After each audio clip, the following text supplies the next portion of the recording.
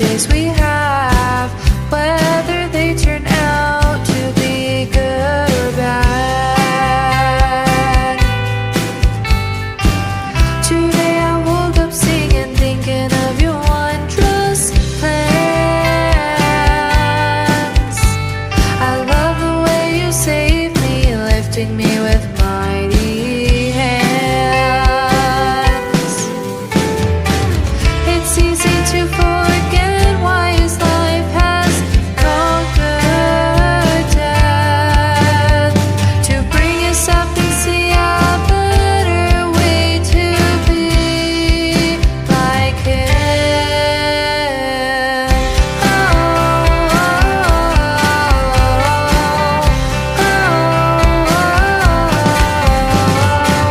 The sky's so bright, it's blinding my eyes. Love is going to show.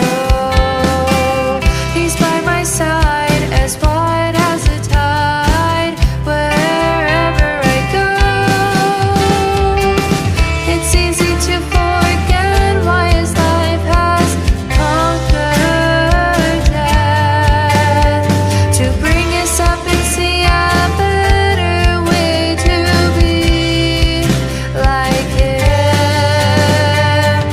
It's easy to forget why his life has conquered death, to bring us up and see a better way to be like him.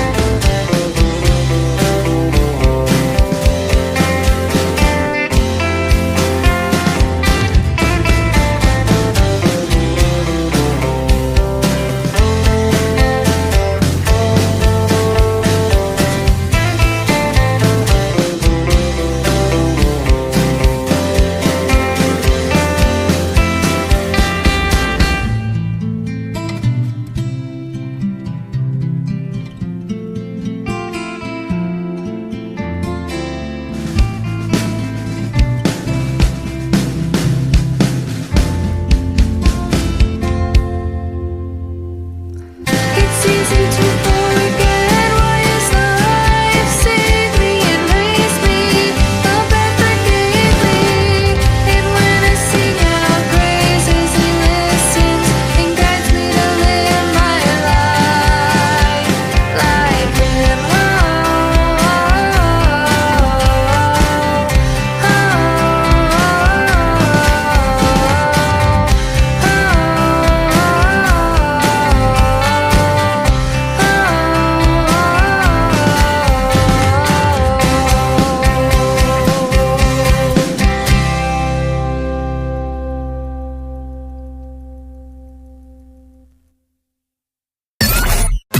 Why stream it when we can play it?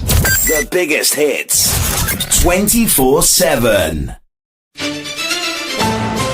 All the latest news and breaking headlines live from your local radio station. This is On the Hour News.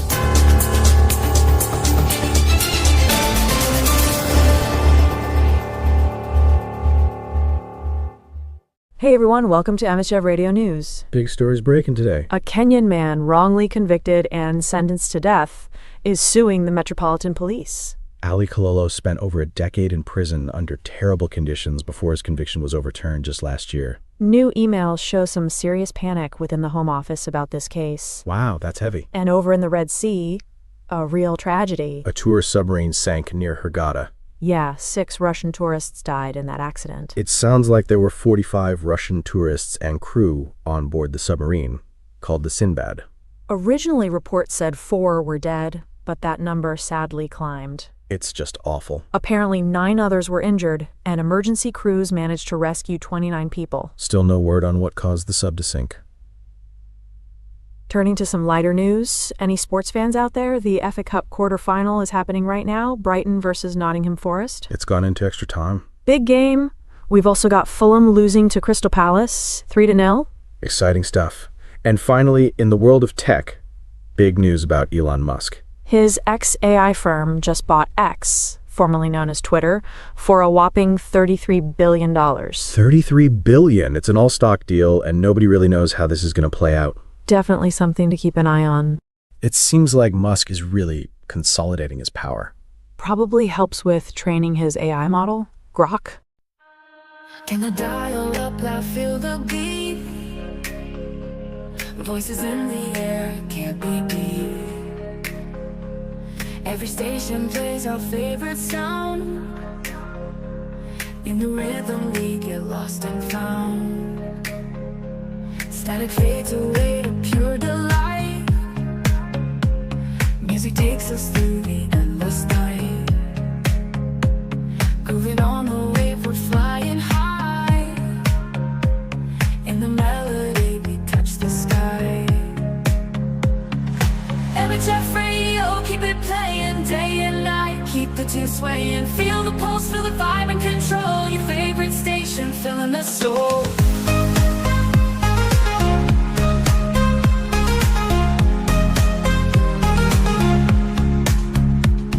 Echoes of the past remix the now. Songs of love that show us how. Dancing with the airwaves we can see. The beauty of our symphony. To the radio, tune it right. Hits that make the dark feel bright. Every song a beat of our own heart. On Emmachev radio, we never part.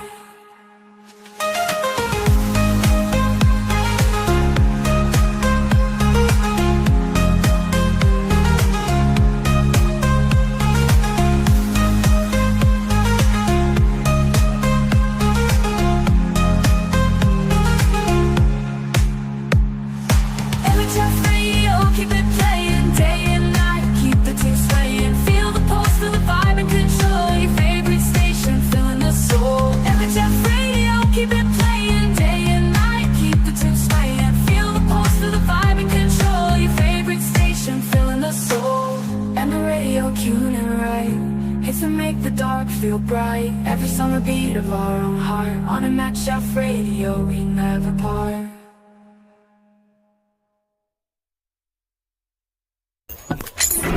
You are listening to Emmachev Radio. The Lion and the Gnat by Reverend Albert E. Sims. Far away in Central Africa, that vast land where dense forests and wild beasts abound, the shades of night were once more descending, warning all creatures that it was time to seek repose. All day long the sun had been like a great burning eye, but now, after painting the western sky with crimson and scarlet and gold, he had disappeared into his fleecy bed. The various creatures of the forest had sought their holes and resting places. The last sound had rumbled its rumble, the last bee had mumbled its mumble, and the last bear had grumbled his grumble. Even the grasshoppers that had been chirping through all the long hours without a pause, at length had ceased their shrill music, tucked up their long legs, and given themselves to slumber. There, on a nodding grass blade, a tiny gnat had made a swinging couch, and he too had folded his wings, closed his tiny eyes, and was fast asleep. Darker, darker, darker became the night, until the darkness could almost be felt, and over all was a solemn stillness, as though some powerful finger had been raised, and some potent voice had whispered, "Hush." Just when all was perfectly still, there came suddenly from the far-away depths of the forest, like the roll of thunder, a mighty roar. In a moment, all the beasts and birds were wide awake, and the poor little gnat was nearly frightened out of his little senses, and his little heart went pit-a-pat. He rubbed his little eyes with his feelers, and then peered all around, trying to penetrate the deep gloom as he whispered in terror, "What was that?" What do you think it was? Yes, a lion, a great big lion who, while most other denizens of the forest slept, was out hunting for prey. He came rushing and crashing through the thick undergrowth of the forest, swirling his long tail and opening wide his great jaws, and as he rushed, he roared. Presently he reached the spot where the little gnat hung panting at the tip of the waving grass blade. Now the little gnat was not afraid of lions, so when he saw it was only a lion, he cried out, "Hi! Stop! Stop! What are you making that horrible noise about?" The lion stopped short, then backed slowly and regarded the gnat with scorn. "Why, you tiny, little, mean, insignificant creature, you! How dare you speak to me?" he raged. "How dare I speak to you?" repeated the gnat quietly. "By the virtue of right, which is always greater than might. Why don't you keep to your own part of the forest? What right have you to be here disturbing folks at this time of night?" By a mighty effort the lion restrained his anger. He knew that to obtain mastery over others one must be master over himself. "What right?" he repeated in dignified tones. "Because I'm king of the forest. That's why. I can do no wrong, for all the other creatures of the forest are afraid of me. I do what I please. I say what I please. I eat whom I please. I go where I please, simply because I'm king of the forest." "But who told you you were king?" demanded the gnat. "Just answer me that." "Who told me?" roared the lion. "Why, everyone acknowledges it. Don't I tell you that everyone is afraid of me?" "Indeed," cried the gnat disdainfully. "Pray, don't say all, for I'm not afraid of you, and further, I deny your right to be king." Well, this was too much for the lion. He now worked himself into a perfect fury. You deny my right as king?" "I do. And what is more, you shall never be king until you have fought and conquered me." The lion laughed, a great lion laugh, and a lion laugh cannot be laughed at like a cat laugh, as everyone ought to know. "Fight? Did you say fight?" he asked. "Who ever heard of a lion fighting a gnat? Here, out of my way, you atom of nothing. I'll blow you to the other end of the world." But though the lion puffed his cheeks until they were like great bellows, and then blew with all his might, he could not disturb the little gnat's hold on the swaying grass blade. "You'll blow all your whiskers away if you're not careful," he said with a laugh, "but you won't move me. And if you dare leave this spot without fighting me, I'll tell all the beasts of the forest that you are afraid of me, and they'll make me king." "Ha, ha, ha!" roared the lion. "Very well. Since you will fight, let it be so." "You agree to the conditions, then? The one who conquers shall be king?" "Oh, certainly," laughed the lion, for he expected an easy victory. "Are you ready?" "Quite ready." "Then go!" roared the lion, and with that he sprang forward with open jaws, thinking he could easily swallow 1,000,000 gnats. But just as the great jaws were about to close upon the blade of grass whereto the gnat clung, what should happen but that the gnat suddenly spread his wings and nimbly flew, where do you think, right into one of the lion's nostrils. And there he began to sting, sting, sting. The lion wondered and thundered and blundered, but the gnat went on stinging. He foamed, and he moaned, and he groaned, and still the gnat went on stinging. He rubbed his head on the ground in agony. He swirled his tail in furious passion. He roared, he spluttered, he sniffed, he snuffed, and still the gnat went on stinging. "Oh, my poor nose, my nose, my nose!" the lion began to moan. "Come down, come down, come down, my nose, my nose, my nose! You're king of the forest, you're king, only come down! My nose, my nose, my nose!" So at last the gnat flew out from the lion's nostril and went back to his waving grass blade, while the lion slunk away into the depths of the forest with his tail between his legs, beaten, and by a tiny gnat. "What a fine fellow am I, to be sure!" exclaimed the gnat as he proudly plumed his wings. "I've beaten a lion! A lion! Dear me, I ought to have been king long ago. I'm so clever, so big, so strong. Oh!" The gnat's frightened cry was caused by finding himself entangled in some silky sort of threads. While gloating over his victory, the wind had risen, and his grass blade had swayed violently to and fro, unnoticed by him. A stronger gust than usual had bent the blade downward close to the ground, and then something caught it and held it fast, and with it the victorious gnat. Oh, the desperate struggles he made to get free! Alas! He became more entangled than ever. You can guess what it was. A spider's web hung out from the overhanging branch of a tree. And then, flipperty-flopperty, flipperty-flopperty, flop, flip-flop, flip-flop, flip-flop, down his stairs came cunning Father Spider, and quickly gobbled up the little gnat for his supper. And that was the end of him. A strong lion, and what overcame him? A gnat. A clever gnat, and what overcame him? A spider's web. He who had beaten the strong lion had been overcome by the subtle snare of a spider's thread. Read by Rick Kistner for Lit2Go, on the web at fcit.usf.edu.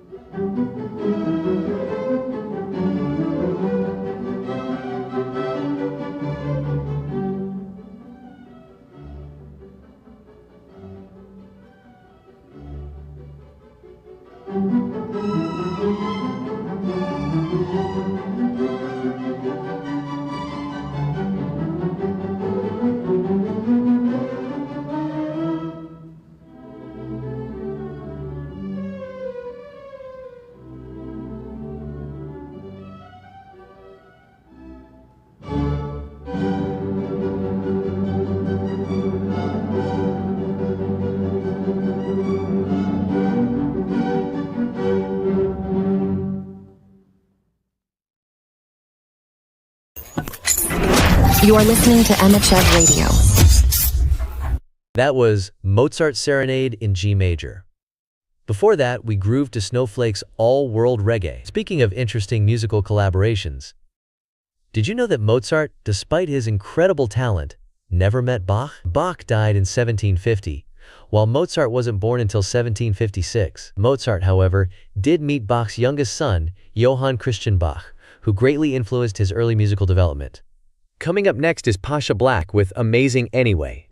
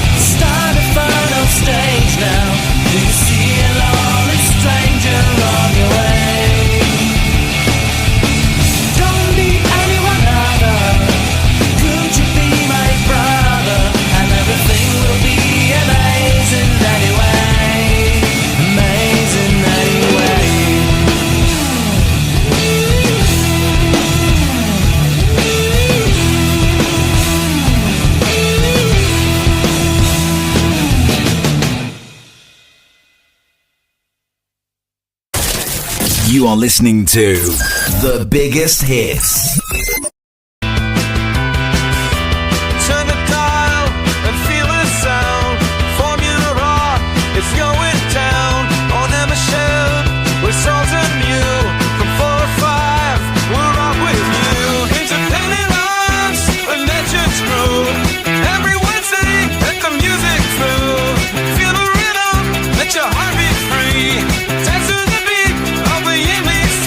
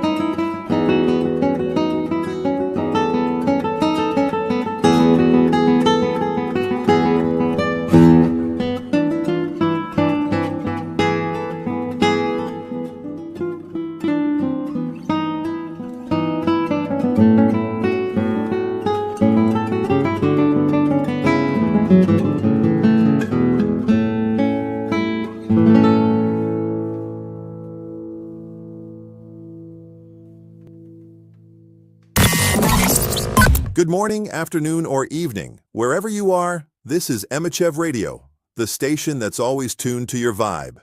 Whether you're cruising down the highway, chilling at home, or just trying to survive another workday, we've got you covered. I'm your host, bringing you the beats, the laughs, and the stories that make life a little brighter. Shout out to all our amazing listeners. You're the reason we do what we do. Now buckle up, because I've got a joke that's longer than a Monday, but trust me, it's worth it. Let's dive in. So there's this guy named Dave, and Dave has a parrot named Polly. Now Polly isn't your average parrot. This bird has a serious attitude problem. Every time someone walks into Dave's house, Polly squawks, "Hey, who do you think you are? Get out of here!"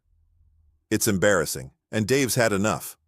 One day, Dave's friend Mike comes over, and Polly starts up again. "Hey, who do you think you are?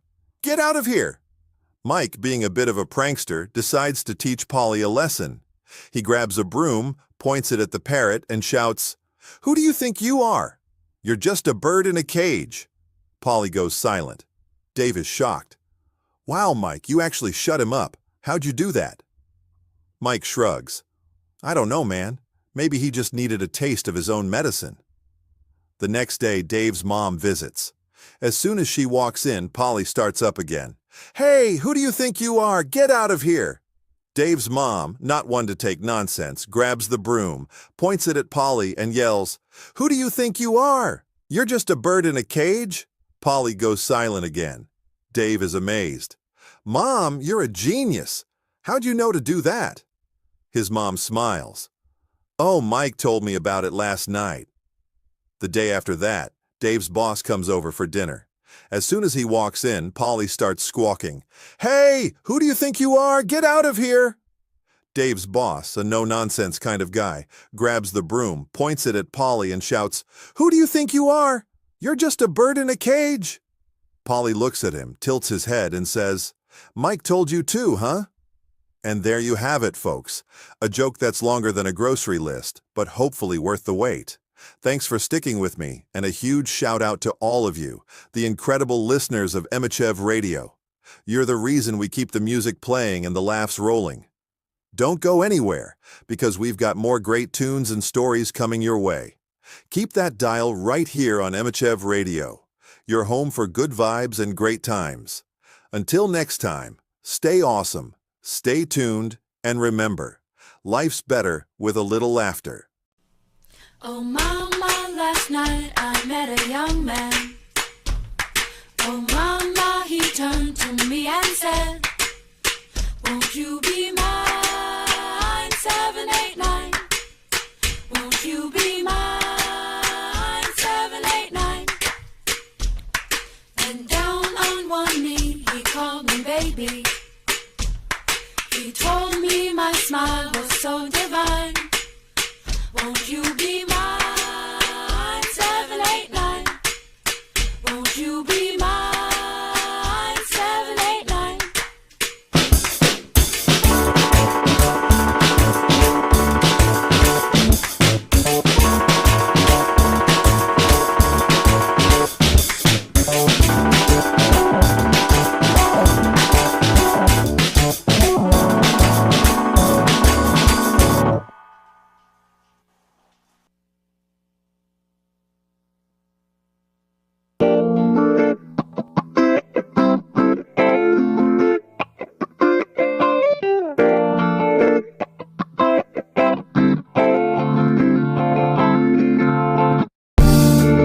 $55 to an hour.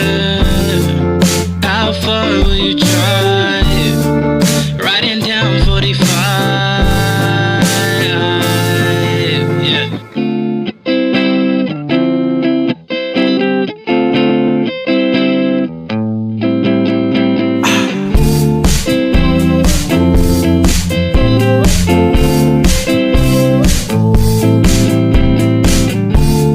Thanksgiving dinner in Calvi, I already ate.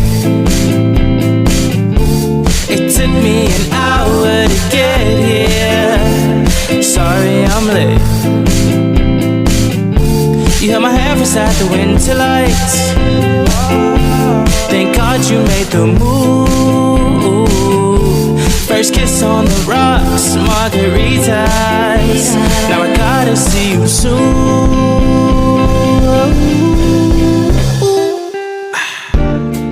55 to an hour. How far will you drive? Riding down 45. 55 to an hour. That's how far I'll drive just to see your eyes.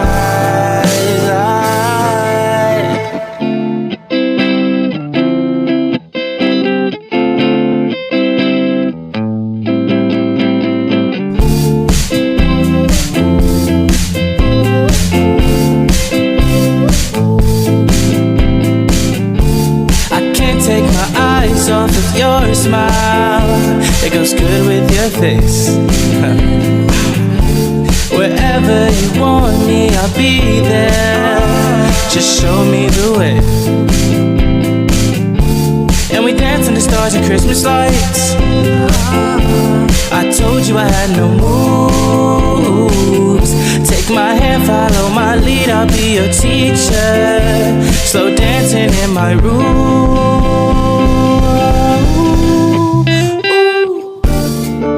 55 to an hour. How far will you drive? Riding down 45.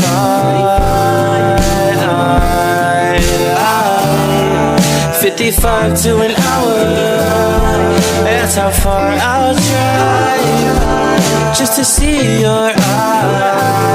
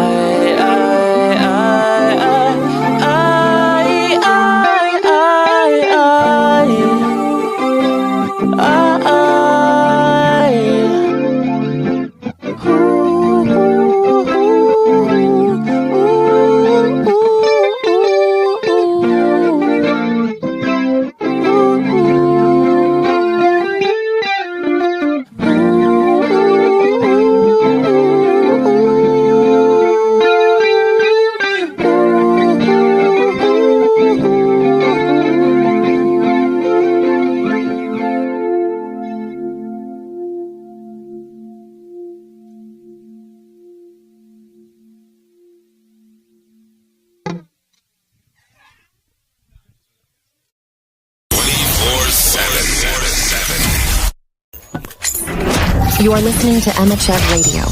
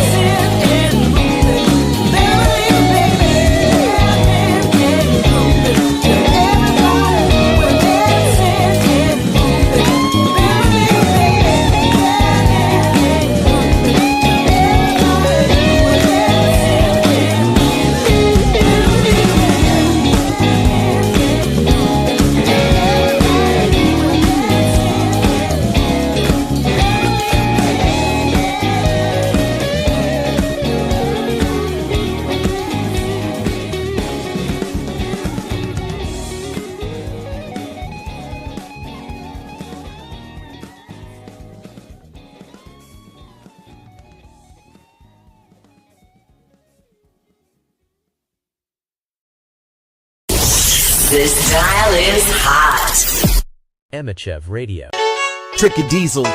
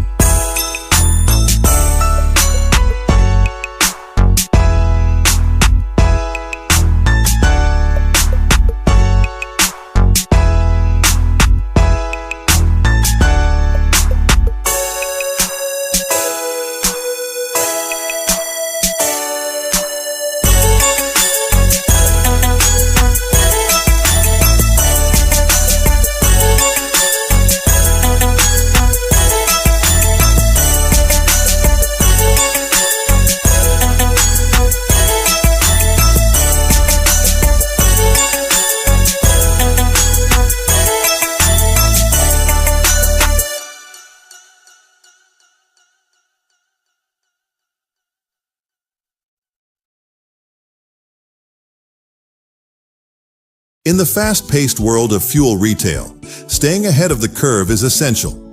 Say goodbye to manual challenges and legacy system limitations. Rockeye Smart Station empowers you to overcome obstacles and embrace a new era of fuel station management. With Rockeye, you gain complete control of your operations, optimize workflows, and unlock new levels of productivity. Join the future of fuel retail and EV charging with Rockeye Smart Station. For more information, send an email to rockeye@emmachev.com.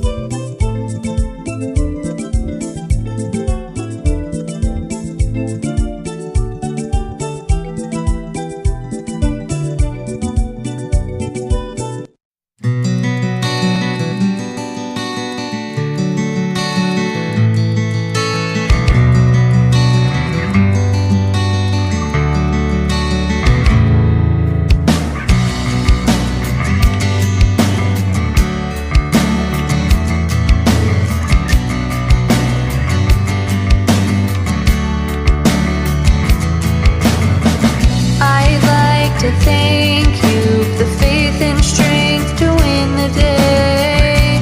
Your words bring light, your power never dies and takes my fears away.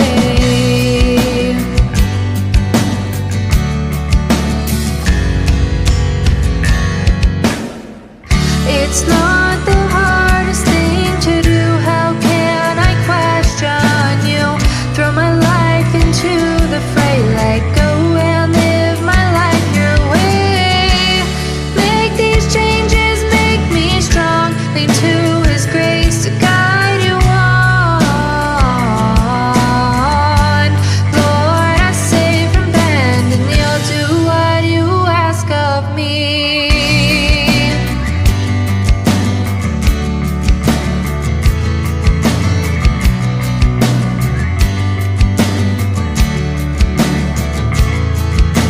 Speak these dreams to make me see and believe what you've got coming. Is it worth our time to fight your right to ask me to obey?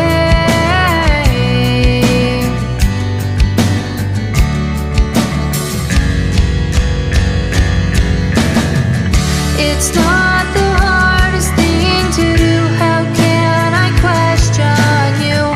Throw my life into the fray, let go and live my life your way. Make these changes, make me strong. Lean to His grace to guide you on. Lord, I say from bend and you'll do what you ask of me. Oh, oh, oh,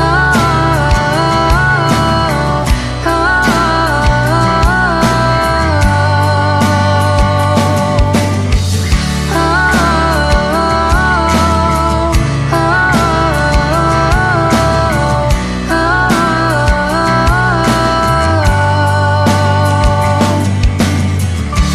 Lord, please visit as I pray. Make my dreams become the days. Like a child from a father's love, guide me as I'm growing up. It's not the hardest thing I'll do. This will be over soon. Keep me close as I'm lost amongst the fray. Will these changes make me strong? Your grace makes all things possible. Life has brought me to my knees. God of heaven, please believe. I'll do what you ask of me.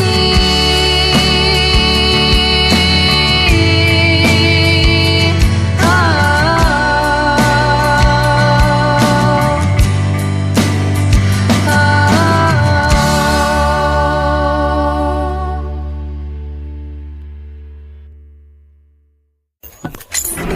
You are listening to Emmachev Radio.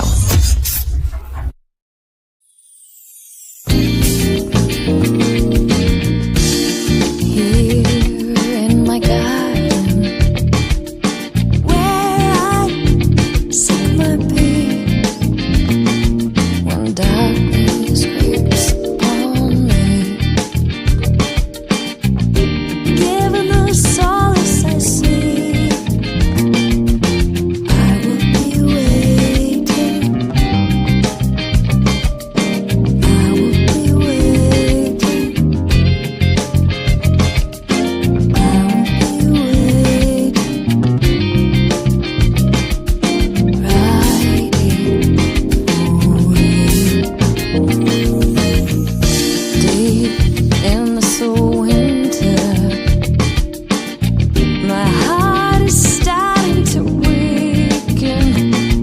The sky ain't made out of money. The wind whispers through the tree. I will be waiting. I will be waiting. I will be waiting. Right here for you. I will be waiting. I will be waiting. I will be waiting. Right here in the car.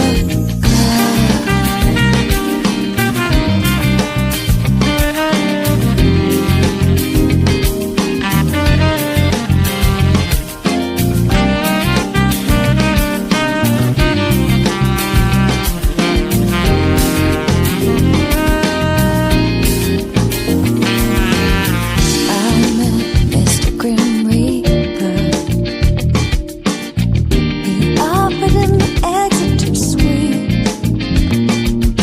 Don't lovers each get their eating? Please, before I leave, I will be waiting. I will be waiting. I will be waiting.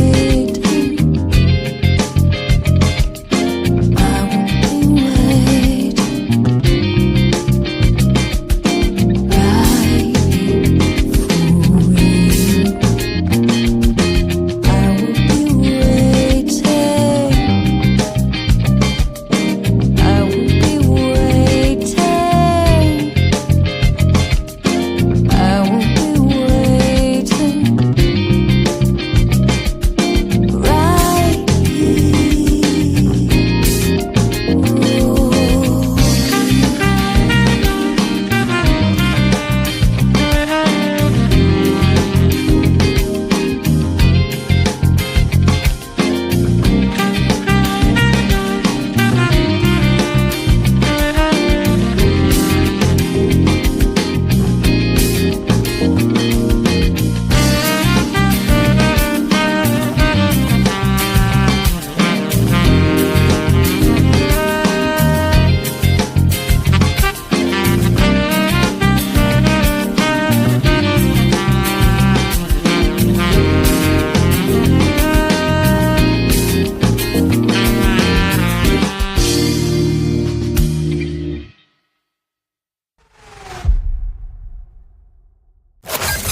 More music. The biggest variety. On your number one radio station.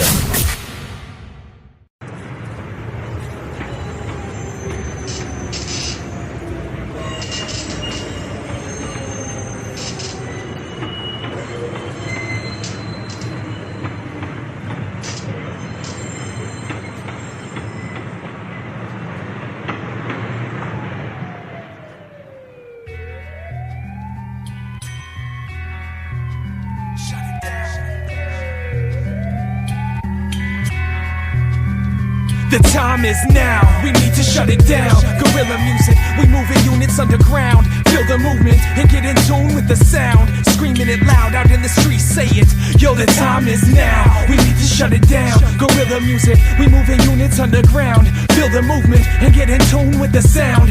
Screaming it loud out in the streets, say it. Yo, we don't build bombs, we drop verses. I kill mics, they fill hearses, us first them. You tell me which is worse, cause these motherfucking cops got us watching ourselves. Home by myself, feeling like I'm locked in a cell. Mind trapped in this box, watching what they trying to sell. Not buying in or denying that we out for ourselves. Marginalized by large enterprises, targets of lies and bargains made to clog up your eyes. Carving the time slots, minds right, making it hard to decide who's on my side. Lies sewn, woven into our eyes. Lives are being stolen and no one's making it right. A systematic isolation control whole population. Joe, this nation is sold out from under our nose. It's no wonder so many police out patrolling my street. Got them protecting the rich from people trying to eat, holding us down till you think that you're weak. Yo, fuck a government, corrupt, abducted by bankers. murder some gangster with degrees, pulling ranks cause we hang from they family tree. Selective history taught, cries of misery lost. Yo, who's really in charge? Say it, the time is now. Guerrilla music, we moving units underground. Feel the movement and get in tune with the sound. Screaming it loud out in the streets, say it, yo, the time is now. We need to shut it down. Guerrilla music, we moving units underground. Feel the movement and get in tune with the sound. Screaming it loud out in the streets, say it, yo, the time is now. That description, rhetoric is kind of nice. People don't use fancy rhetoric like that today, but it's a perfect description of today. What's primary goal of government is to protect the minority, the optimum from the majority. But it is necessary to control people's minds. There's too much of a danger.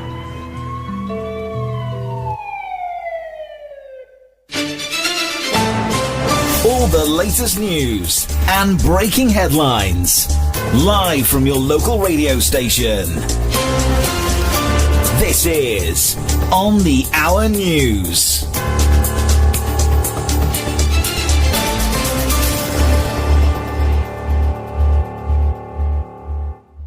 Hello and welcome to Emmachev Radio News. Here's a summary of today's top stories. So, some pretty shocking news coming out of a charity founded by Prince Harry? The chair, Sophie Shendaka, is accusing him of large-scale harassment and bullying after he and some others resigned from the organization earlier this week. Apparently, Harry unleashed what she's calling the Sussex machine. Wow, that's a pretty strong accusation. However, someone close to the former trustees is saying it's completely baseless. Sounds like there's a lot more to this story. Definitely one to watch. Moving on, a Kenyan man who was wrongly convicted and sentenced to death for attacking British tourists is suing the Metropolitan Police.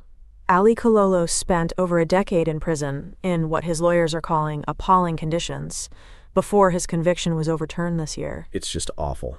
And there are new emails showing panic within the Home Office about the case. He was wrongly imprisoned for the 2011 murder of British tourist David Tebbutt. A terrible miscarriage of justice. Now for some sports news. Nottingham Forest are through to the FA Cup semi-finals for the first time in over 30 years.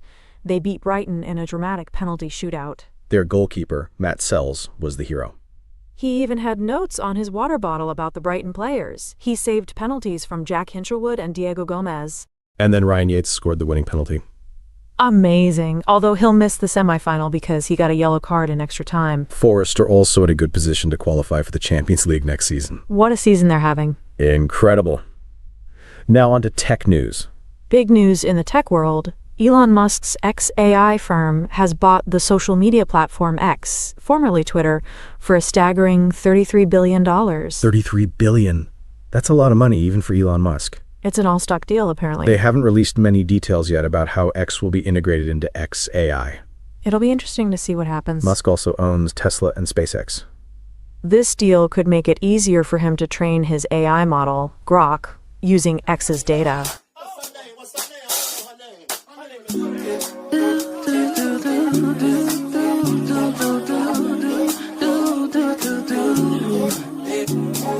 I've been moving rapidly, so now you caught up with me. I've been scratching my head like, where do I go from here? It has been a dope journey, but I got some baggage with me. Please, baby boy, don't judge me. I want you to enlighten me. Can you teach me?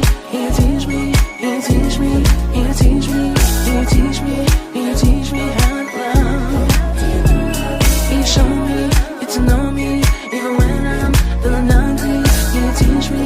Can you teach me how to love?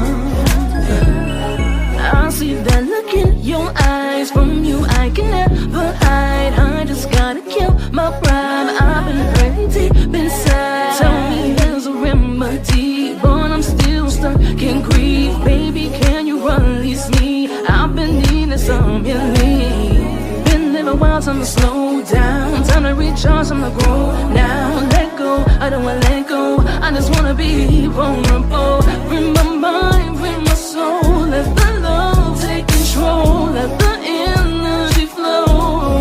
Can you teach me? Can you teach me? Can you teach me? Can you teach me?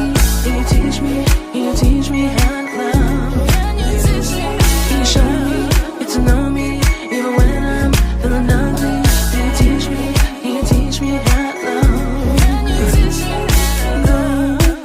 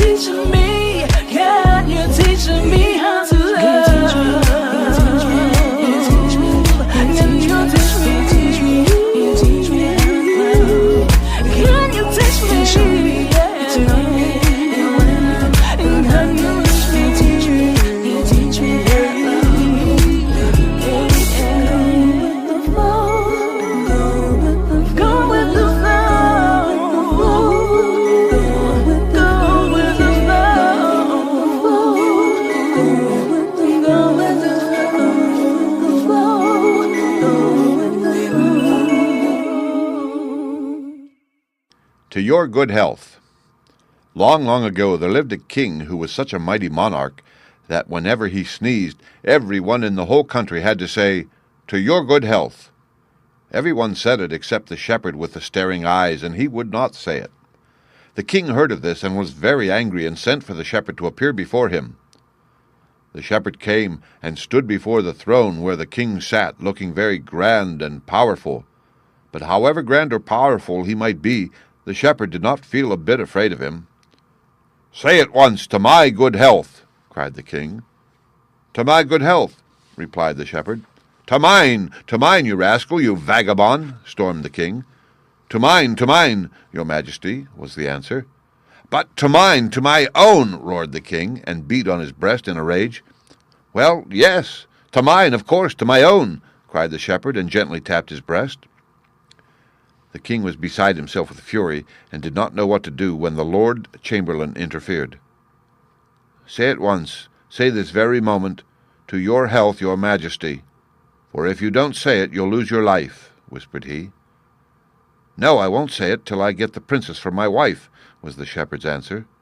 Now, the princess was sitting on a little throne beside the king her father, and she looked as sweet and lovely as a little golden dove. When she heard what the shepherd said, she could not help laughing, for there is no denying the fact that this young shepherd with the staring eyes pleased her very much. Indeed, he pleased her better than any king's son she had yet seen. But the king was not as pleasant as his daughter, and he gave orders to throw the shepherd into the white bear's pit. The guards led him away and thrust him into the pit with the white bear, who had had nothing to eat for 2 days, and was very hungry. The door of the pit was hardly closed when the bear rushed at the shepherd, but when it saw his eyes, it was so frightened that it was ready to eat itself. It shrank away into a corner and gazed at him from there, and in spite of being so famished did not dare to touch him, but sucked its own paws from sheer hunger. The shepherd felt that if he once removed his eyes off the beast he was a dead man, and in order to keep himself awake, he made songs and sang them, and so the night went by. Next morning the Lord Chamberlain came to see the shepherd's bones, and was amazed to find him alive and well. He led him to the king, who fell into a furious passion and said, Well, you have learned what it is to be very near death, and now will you say, To my good health? But the shepherd answered, I am not afraid of 10 deaths. I will only say it if I may have the princess for my wife. Then go to your death, cried the king, and ordered him to be thrown into the den with the wild boars. The wild boars had not been fed for a week, and when the shepherd was thrust into their den, they rushed at him to tear him to pieces. But the shepherd took a little flute out of his sleeve of his jacket and began to play a merry tune, on which the wild boars first of all shrank shyly away, and then got up on their hind legs and danced gaily. The shepherd would have given anything to be able to laugh, they looked so funny, but he dared not stop playing, for he knew well enough that the moment he stopped they would fall upon him and tear him to pieces. His eyes were of no use to him here, for he could not have stared 10 wild boars in the face at once, so he kept on playing, and the wild boars danced very slowly, as if in a minuet. Then by degrees he played faster and faster, till they could hardly twist and turn quickly enough, and ended by all falling over each other in a heap, quite exhausted and out of breath. Then the shepherd ventured to laugh at last, and he laughed so long and so loud that when the Lord Chamberlain came early in the morning expecting to find only his bones, the tears were still running down his cheeks from laughter. As soon as the king was dressed, the shepherd was again brought before him, but he was more angry than ever to think the wild boars had not torn the man to bits, and he said, Well, you have learned what it feels to be near 10 deaths. Now say to my good health. But the shepherd broke in with, I do not fear 100 deaths, and I will only say it if I may have the princess for my wife. Then go to 100 deaths, roared the king, and ordered the shepherd to be thrown down the deep vault of scythes. The guards dragged him away to a dark dungeon, in the middle of which was a deep well with sharp scythes all around it. At the bottom of the well was a little light by which one could see if anyone was thrown in, whether he had fallen to the bottom. When the shepherd was dragged to the dungeons, he begged the guards to leave him alone a little while, that he might look down into the pit of scythes. Perhaps he might after all make up his mind to say, "To your good health," to the king. So the guards left him alone, and he stuck up his long stick near the well, hung his cloak round the stick, and put his hat on the top. He also hung his knapsack up inside the cloak, so that it might seem to have some body within it. When this was done, he called out to the guards and said that he had considered the matter, but after all he could not make up his mind to say what the king wished. The guards came in, threw the hat and cloak, knapsack, and stick all down the well together, watched to see how they put out the light at the bottom, and came away,